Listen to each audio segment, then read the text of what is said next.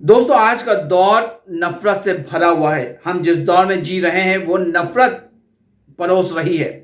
नफरत सर पे चढ़कर बोल रही है।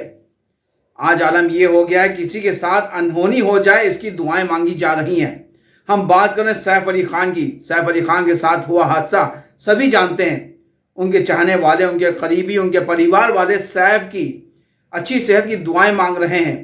सैफ के 5 घंटे उसकी सर्जरी चली, जो चाकू उनके जिस्म से निकाला गया। अब आप सोच सकते हैं कि किस कदर तकलीफ में रहा होगा वो वक्त सैफ के लिए। अभी भी तकलीफ का दौर जारी है उनके लिए।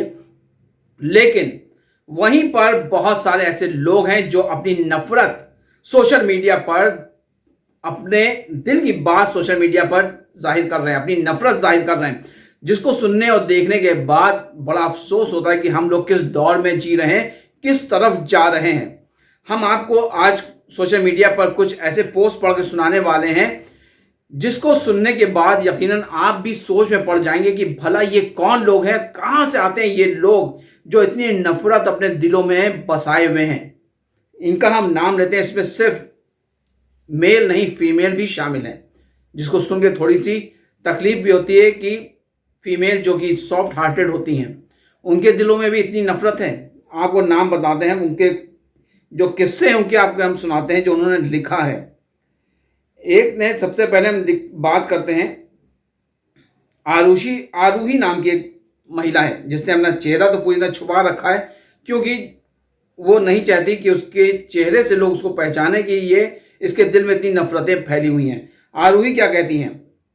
पहले उन्होंने एक गाली को थोड़ा सा आधे में लिखा, फिर उन्होंने लिखा कि मीम बना के रखा था, सारा मूड खराब हो गया। कैसे? डैश, क्यों गाली लिखी, चोर थे, एक काम ढंग से नहीं कर पाए। ये महिला है आरूही करके। दूसरे सज्जन की हम बात करते हैं, उन्होंने क्या लिखा? इनका नाम है दिव्यांशु मुखिया। दिव्यांशु मुखिया ने क्या लिखा अपने सोशल मीडिया पर सैफ अली खान के लिए? डैश, गाली लिखी, आतंकवादी लिखा, फिर लिखा तैमूर का बाप आतंकवादी है, इसको मरना बहुत ज़रूरी है। अब आप समझ सकते हैं कि किस कदर नफरतें फैली हुई हैं दिलों में, जिसको सुनने और पढ़ने के बाद बड़ी तकलीफ हो रही है कि मतलब ऐसे दौर में, ऐसे जगह पे हम लोग इन लोगों के बीच में हैं, या ये कह सकते हैं इस तरह के नफरती लोग हम लोगों के बीच में भी हैं, पनप रहे हैं। एक और साहब हैं, उन्होंने लिखा है सतीश देशपांडे। उन्होंने लिखा when they earn in crores of rupees and having posh residence all over the world they expect tax payer to pay of their security.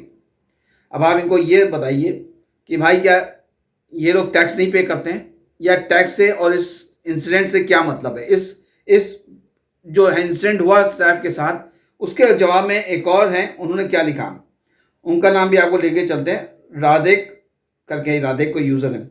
उन्होंने लिखा can leave Mumbai so police can pay attention on safety of common Mumbai cars. अब आप ये इन लोगों के दिमाग की आप हालत समझ सकते हैं, इनका क्या संतुलन है। एक सज्जन और है, उन्होंने क्या लिखा? मिस्टर सिन्हा करके हैं। उन्होंने लिखा Sonam Kapoor, Kareena and others were partying together last night and they posted party pic around that the attack took place around 4 AM look like a conspiracy, can't be a normal theft incident. अब आप इस तरह के जो पोस्ट होते हैं उससे आप क्या अंदाजा लगाएंगे? करीना कपूर जिसके 2 बेटे हैं, सैफ अली खान के साथ उसकी ज़िंदगी अच्छी चल रही है, वो कॉन्स्पिरेंसी करेगी अपने पति के लिए। इस तरह की जो तमाम जो सोच वाले लोग हैं, इनके ऊपर से अफसोस होता है, क्योंकि इनके दिलो दिमाग में इस कदर नफरत फैल चुकी है, इस कदर नफरत इनके दिलो दिमाग में पनप रही है कि इनको ये समझ में नहीं आ रहा कि एक आदमी जो ICU में भर्ती था, इतना बड़ा उसके साथ हादसा हुआ है, चाकू उसके ऊपर 6 वार हुए। आप सोचिए 6 वार चाकू से किसी के ऊपर किए जाएं, और अगर खुदा न खास्ता कोई एक बार किसी ऑर्गन को हर्ट कर देता तो कितनी बड़ी प्रॉब्लम हो सकती थी, बहुत बड़ी ट्रेजेडी भी हो सकती थी, जो मैं नहीं चाहता। क्योंकि बीइंग अ बॉलीवुड रिपोर्टर इतने सालों से मैं इंडस्ट्री को कवर करता आ रहा हूँ, क्योंकि सैफ वगैरह सभी से मेरी काफ़ी अच्छी क्लोज उनसे मुलाकातें हैं मेरी।